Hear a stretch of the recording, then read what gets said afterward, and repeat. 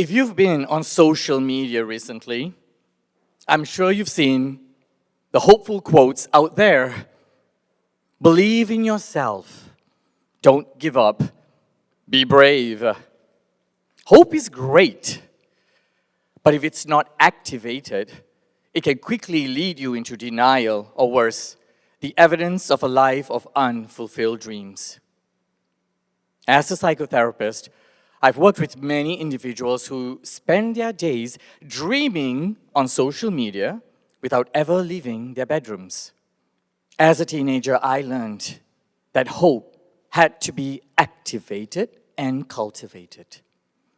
You see, at 13 years old, back in Malaysia, my family was struck by poverty. We crumbled under the harsh circumstances of the recessions in the 1980s, widely considered to be the most severe recession since World War II. My father was frequently unemployed. My parents struggled to pay the rent and the bills. I went from ironing my clothes to laying heavy dictionaries to press them out just to save electricity. At school, I pretended to be fasting. I didn't want my friends to know that we were poor. Fortunately, we had this mango tree, and we had a lot of mangoes for years. We lived within the means of my mother's income as a teacher and her side hustle as a seamstress. But out of it emerged a family who actively believed and hoped.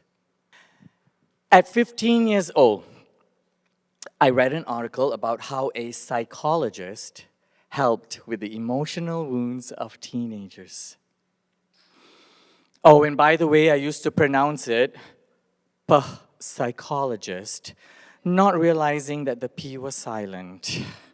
I may not have known how to pronounce it right, but I was clear about what I was going to do and be. I was going to be a psychotherapist in my future. However, after graduating high school, I couldn't afford to go to college. Over the next 5 years, I'd work for anybody who'd hire me. I worked at a gym, at 2 different boutiques. I was a singer at a resort, an airline ticketing agent, and as a copywriter for 2 different advertising agencies. You see, when you have a dream, there will be moments, even years, that seem like aimlessness and despair. Although I wasn't a psychotherapist yet, during those years I cultivated practices that I now call active hope. Today, I'd like to share with you 4 ideas that demonstrate what active hope is, how it guided my life, and how I integrate it into psychotherapy. The first idea starts with our thoughts, our mind, and I call it, when in doubt, instruct yourself. When my doubtful and desperate inner voice was saying things like, I can't do this anymore, I learned to talk back to that inner voice. I learned to instruct and encourage myself by saying things like, you can do this, Brian. Do something, do anything you've got to feel better. Now, let me tell you about a patient of mine and how she's learned to instruct herself. Mary is 61 years old. She's a VP at a financial company. She's industrious, tenacious, self-sufficient. You'd love her. However, she did not grow up with parents who were protective or encouraging enough. For example, as a child, when she had told her mother that she was being abused by her stepfather, she was told that she must have done something wrong and that she deserved it. Mary has trauma, suffers from anxiety to depression, has a fear of driving to new places and getting lost. Recently, Mary moved to a new location for work and then learned that her boss was leaving the company. She was flooded with an old sense of abandonment, loss of a secure attachment that reminded her of her childhood days of aloneness and neglect. However, Mary's learned to instruct and encourage herself, and it sounds something like this. My mind is spinning. I feel like that child again. But I know I'm not that child anymore. I'll be okay. I'll figure this out. When you learn to instruct yourself, when you learn to defy that critical voice, to say no to it, you're reclaiming your protective parts, your nurturing parts, your loving parts. Sometimes, even at our best, our mind relentlessly attacks us. I call the second practice of active hope, when you can't think, run. But not from your troubles. Okay? Okay. Sometimes instructing myself just did not work. When I couldn't think, I needed to move. I felt restless. This need to move, to not feel restless, was to go for a run. And I ran almost every day, even through the monsoon rains. Think Forrest Gump. Running helped me pace my thoughts. Running offered me a sense of control and freedom. Freedom from the tyranny of my thoughts. Thoughts like, here comes a struggle. I'm going to be poor again. I should have known better. For Mary, when she was paralyzed by her stressful thoughts, she's learned to instruct herself to go organize an aspect of a home. This activity is a movement that helps her organize her thoughts and feelings. We all get to discover movements that help us feel better. Sometimes, though, thinking positive and actively hoping is exhausting. When I'm exhausted, even shifting my perspective is too much to ask for. All I can do really is just tilt my thoughts. The third practice of active hope is when you can't shift, tilt. What's a tilt? It's a mini move, a micro shift. It's to do the bare minimum that gently moves you in a positive direction. In my younger days, my stressful thoughts were frequently compounded by debilitating migraines. On days like that, I'd say to myself, Brian, today is about doing something real simple. What does a tilt look like? I remember one time saying to myself, for now, I can be still. For today, I can be easy with myself. We often believe that we've got to make big changes to improve ourselves.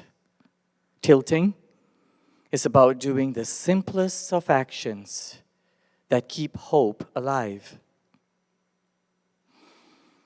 Sometimes we can instruct ourselves, go for a run, tilt our perspective, and still feel utterly confused.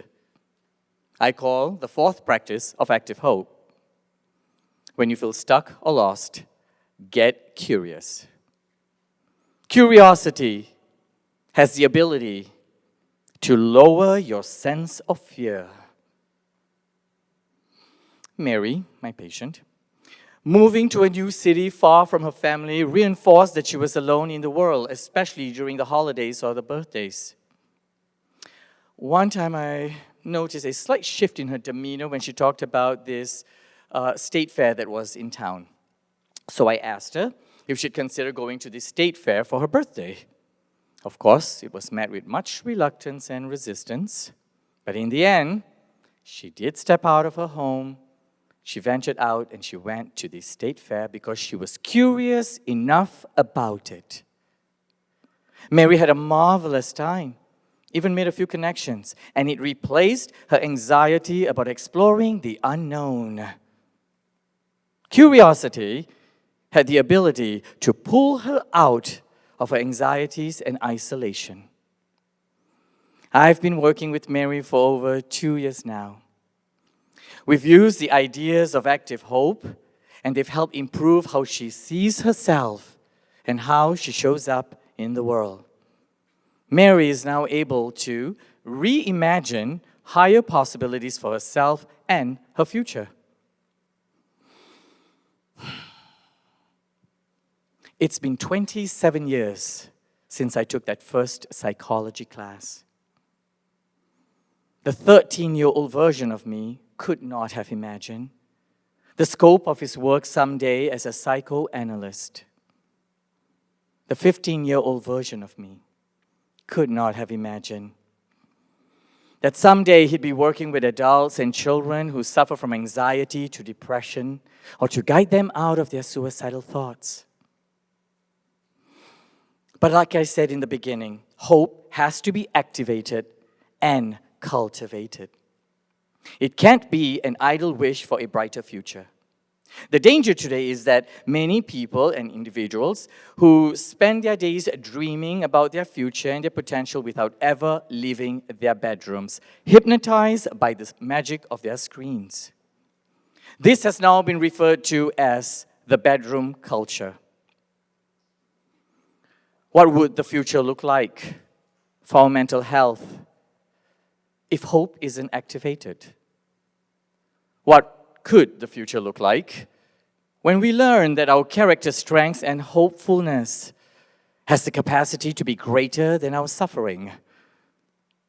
For me, active hope got me to imagine and envision a preferred future and then systematically take the steps towards becoming a psychotherapist, however meandering that journey was. And that includes coming to America. For Mary, it got her to step out of her home and go to a state fair. And by the way, Mary's been stepping out of her home every day now. How awesome is that? Pretty awesome. Hope is exhilarating and frightening. Hope can lead you into darkness and lead you out of your dark times. Hope can be blind and hope can be illuminating. The distinction is, how active do you participate in what you hope for? So, when in doubt, you can instruct yourself. When you can't think, you can run, but not from your troubles. When you can't shift, try to tilt. And when you feel lost, allow yourself to be led by the wisdom of your curiosity. May every hope, dream, and ambition of yours that comes true serve your happiness, your sense of worth, and your purpose. Now, go forth and practice active hope. Thank you.